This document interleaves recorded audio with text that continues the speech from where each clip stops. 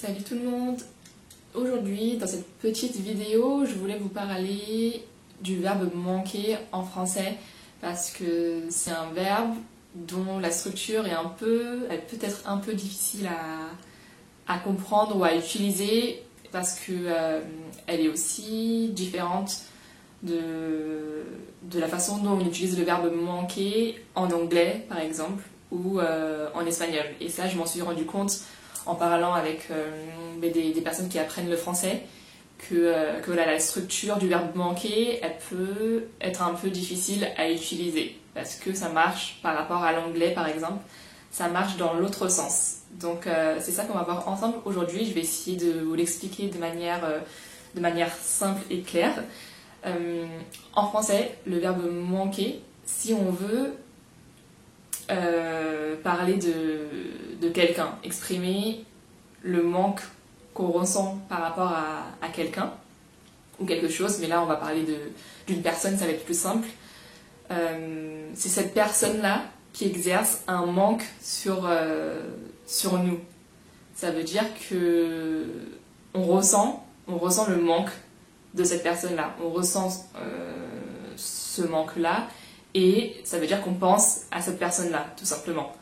Donc, on va dire, par exemple, tu me manques.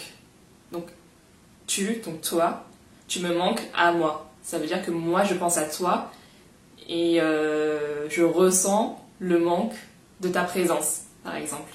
Je ressens le manque de toi. Donc, le sujet du verbe, même si c'est moi qui ressens le manque, le sujet du verbe, ça va être toi. Ça va être toi ou il ou elle ou les autres personnes. Donc c'est pareil, hein. Il ou elle me manque. Le sujet, ça va être il et elle. Et me manque à moi. En fait, il me manque ou elle me manque à moi. Donc il faut toujours mettre le sujet de la personne de qui vous parlez, de la personne pour qui vous ressentez le manque, d'abord. Donc ma famille me manque à moi. Ma famille me manque. Et ça peut être un objet, hein. Ça peut être un objet, un verbe. Voyager me manque. Voyager me manque. Lire me manque. Me promener dans un endroit inconnu me manque, etc. Donc c'est dans ce sens-là qu'il faut l'utiliser. Alors qu'en anglais, c'est le contraire. C'est moi en fait qui suis le sujet du verbe. Donc I miss you. C'est moi le sujet, alors qu'en français c'est le contraire.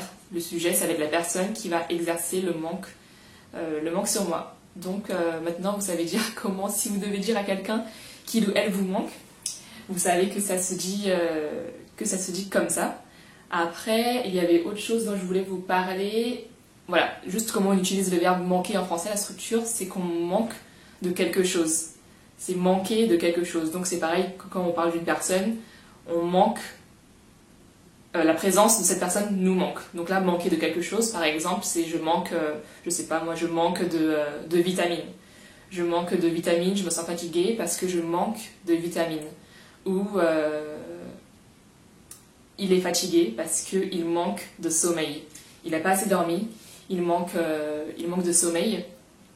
Donc c'est manquer de quelque chose.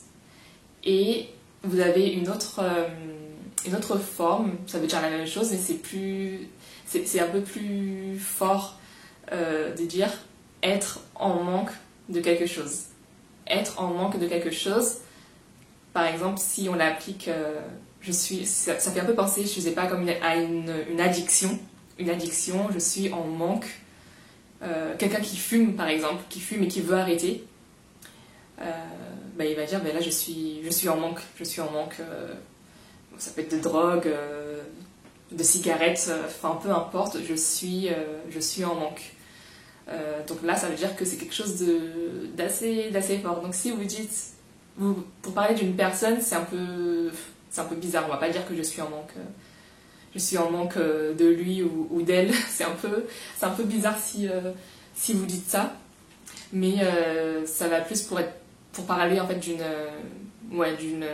addiction. Ou sinon, par exemple, je suis en manque de soleil. Ça, dans ce sens-là, ça peut être correct. Moi, parfois, je le dis j'ai toujours besoin de soleil.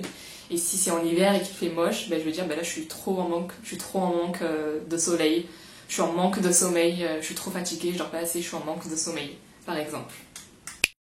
Et une dernière chose, une dernière structure, c'est quand on parle de quelque chose, d'un événement ou d'une action ou d'une habitude qu'on a de faire, on peut utiliser la forme ça me manque de. Ça me manque, ça ou cela me manque de faire quelque chose.